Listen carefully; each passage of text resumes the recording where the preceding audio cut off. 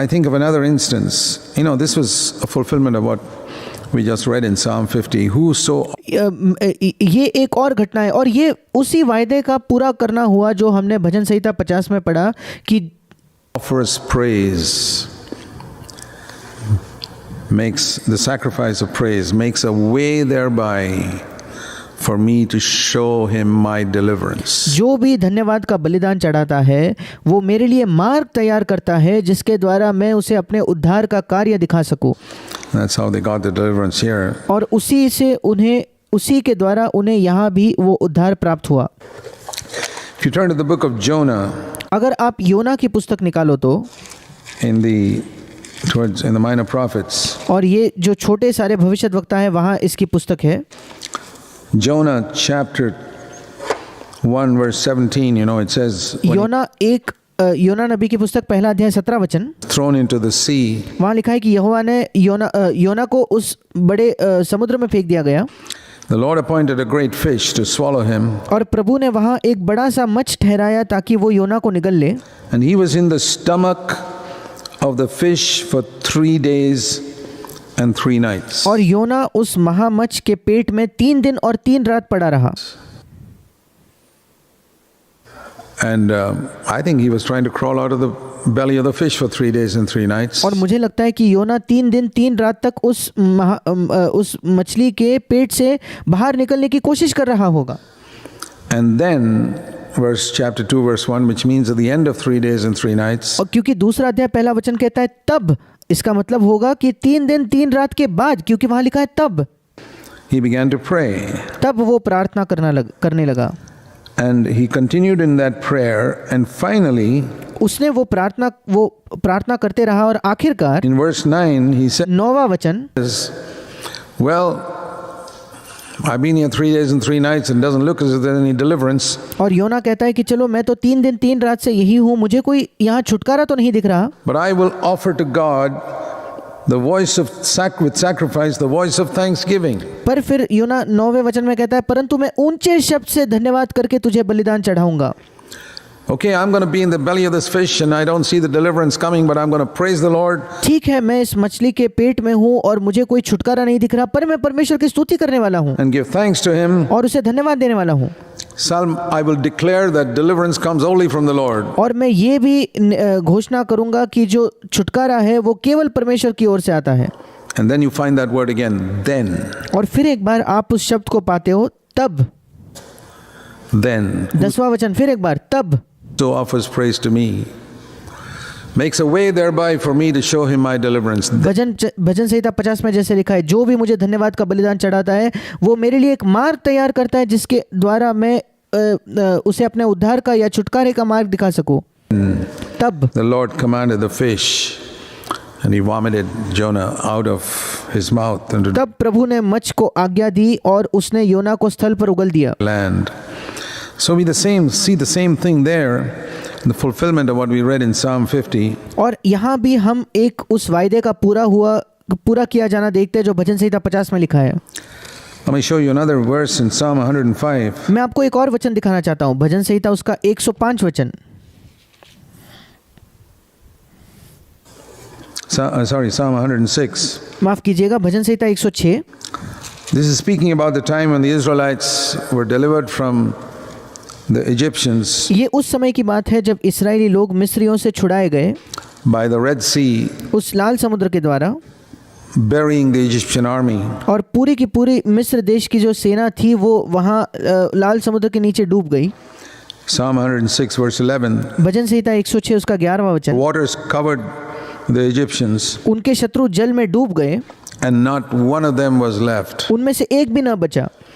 And the Israelites were safe on the other side. और इस्राएली लोग दूसरे छोर पर बिल्कुल सुरक्षित थे. Then तब they believed his words. उन्होंने उसके वचनों का विश्वास किया and they sang his praise. और उसकी स्तुति गाने लगे. In the old covenant, generally speaking, पुरानी वाचा में आम तौर पर, except for some rare exceptions like in Jehoshaphat's case, in most cases, कुछ ही अपवाद है जैसे यहोशापात की घटना में हमने देखा, पर अधिकतर लोग जो थे they would praise the Lord after the deliverance was accomplished. वे परमेश्वर की स्तुति तब करते थे जब उनका छुटकारा उन्हें मिल जाता था उसके बाद। The waters covered their adversaries. क्योंकि ये वचन क्या कहता है, उनके शत्रु जल में डूब गए, Then they sang his praise. तब वे उसकी स्तुति गाने लगे। The difference in the new covenant is नई वाचा में अलग या नई वाचा में जो फर्क है, भेद है, वो ये है that by faith we can sing his praise even before the deliverance has come. कि विश्वास से हम उसकी स्तुति तब भी गा सकते हैं छुटकारा प्राप्त होने से पहले भी, छुटकारा आने से पहले भी। You know, in the new covenant we read in Philippians 4 about situations which cause us anxiety. नई वाचा में, नए नियम में फिलिपियों की पत्री में हम पढ़ते हैं ऐसे परिस्थितियों के बारे में जिनके वजह से हम चिंता करने लगते हैं And fear और डरने लगते हैं, and problems that we can face in our life. What are we supposed to do in such situations? और समस्याओं का सामना जब हम अपने जीवन में करते हैं, ऐसे परिस्थितियों में हमें क्या करना चाहिए? Philippians 4:6 says, "Be anxious for nothing, फिलिपियों की पत्री 4 अध्याय 6 वचन कहता है, किसी भी बात की चिंता मत करो, but in every situation we are to pray." परंतु हर एक बात में हमें प्रार्थना करनी है।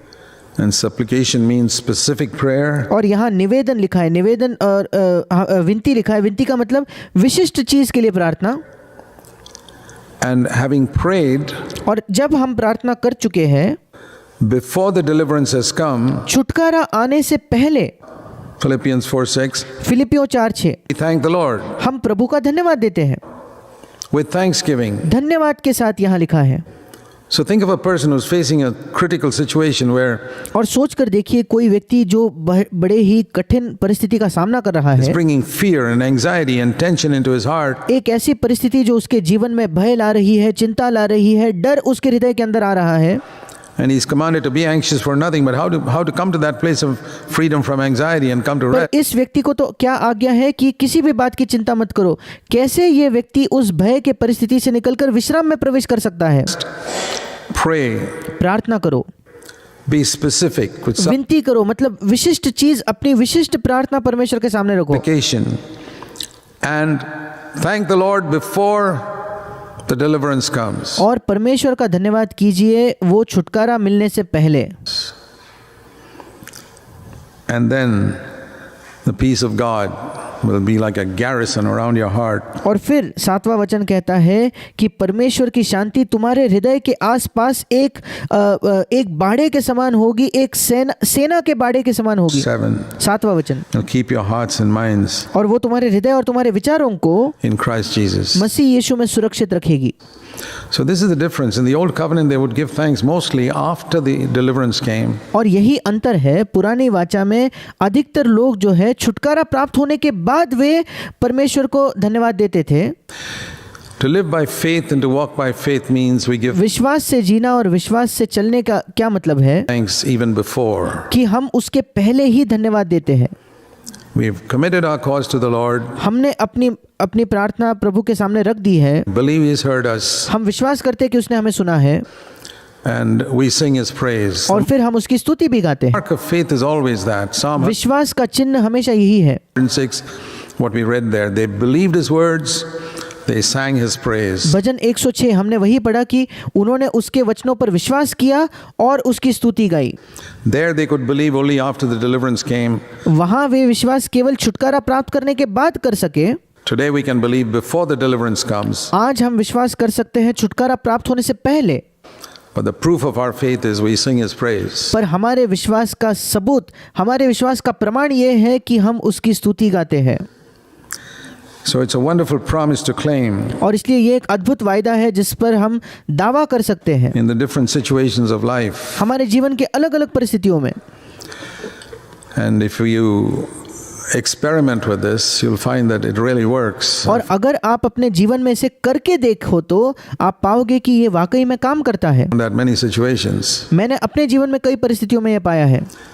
that you face a situation, you don't know the answer, you say like Jehoshaphat, कि आप किसी परिस्थिति का सामना करते हो, आप खुद उसका उत्तर नहीं जानते और आप बिल्कुल यहोशापात के समान कहते हो, Lord, we have no wisdom, we have no प्रभु हमारे पास कोई बुद्धि नहीं, power in this situation, इस परिस्थिति में हमारी कोई सामर्थ नहीं, but we believe you're going to fight on our behalf because we're seeking your glory and honor. We're seeking पर हम विश्वास करते हैं कि तू हमारे लिए लड़ेगा क्योंकि हम तेरी महिमा और तेरे आदर को खोज रहे हैं, nothing for ourselves. हम अपने लिए कुछ नहीं चाहते प्रभु, And we thank you and praise you. और हम तेरा धन्यवाद देते हैं प्रभु, हम तेरी स्तुति करते हैं प्रभु। Every prayer of ours should finish with thanksgiving and praise. हमारे हर एक प्रार्थना धन्यवाद और स्तुति के साथ अंत होनी चाहिए। You know, Jesus taught us that.